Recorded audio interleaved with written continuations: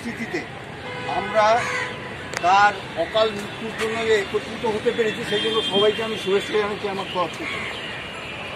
তো বর্তমানে শিশির এসছে, বর্তমানে আমি আমাদের ইয়েকে মাটিকে মালা দিয়ে তার আত্মার শান্তির জন্য ইয়ে করার জন্য অনুরোধ করছি।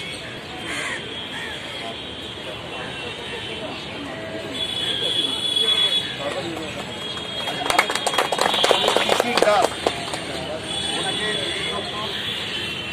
মুক্তিকে ভালো করার জন্য বলা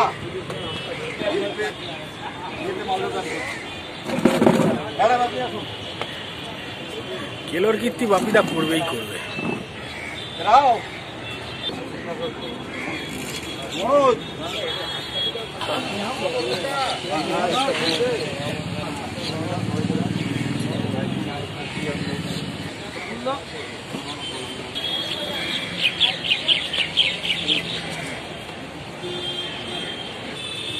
আসো না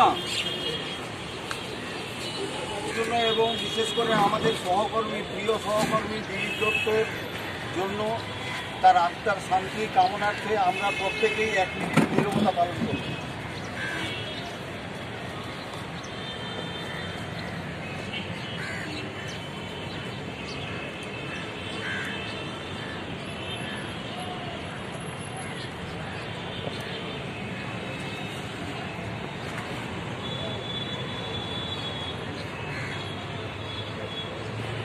পরিস্থিতির মুখোমুখি আমরা হয়েছি জলপথে, বিশেষ করে এই পরিস্থিতিতে আমাদের প্রত্যেকেই জলপথের সমস্ত কর্মচারীরা একটা বিভৎস অবস্থায়, আর্থিক সংকটে আমাদের যেভাবে দিন যাপন গেছে প্রত্যেকেই আমরা টেনশনে কাটাচ্ছি আর কি, এই পর্যন্তও কাটাচ্ছি।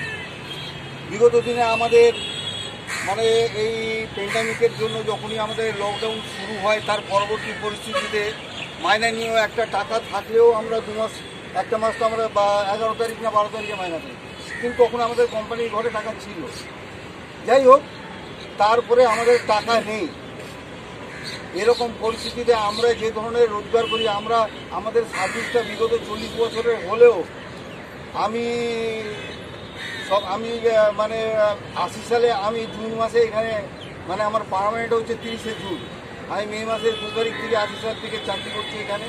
কিন্তু আমাদের কত মাইনা সে আপনারাও বিগত দিনে কেউ 5 বছর, 6 বছর, 7 বছর, 8 বছর কাজ করেও টের পেয়েছে।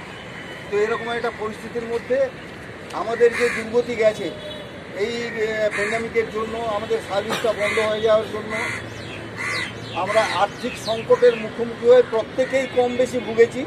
তার মধ্যে আমাদের প্রিয় দিলীপ দত্ত, সে শেষ পর্যন্ত তার অকাল মৃত্যু হয়েছে।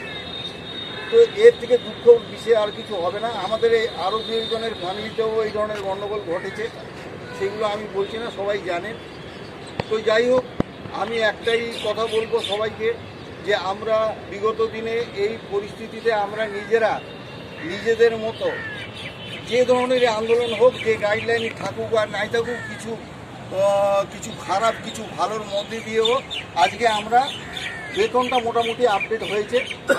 যাই হোক, আগামী দিনে সবাইকে একত্রিত থেকে মানে সুষ্ঠুভাবে যে ধরনের আমাদের যা যা করণীয় করে ম্যানেজমেন্টের পাশে থেকে সমস্ত ওয়ার্কারের সাথে থেকে কেউ অন্য কথা বললেও তাকে সে যদি ভুল বোঝে তাহলে তাকে আমাদের বোঝাতে হবে, বা কেউ ভুল করলে সেই ভুলটা আমাদেরই সংশোধন করতে হবে। সবাই একত্রিত থেকে আমরা আগামী দিনে যে পরিস্থিতি আসবে সেই পরিস্থিতির মোকাবিলা আমাদের করতে হবে। তাই যাই হোক, আমি দিলীপ দত্তের আত্মার শান্তি কামনার জন্য প্রার্থনা করছি। আগামী দিনে তার পরিবারবর্গ যেন সুষ্ঠুভাবে চলতে পারে সেই কামনা করে আমি বর্তমান আমাদের শিশির দাসকে দিলীপ দত্তর ইয়েতে কিছু বলার জন্য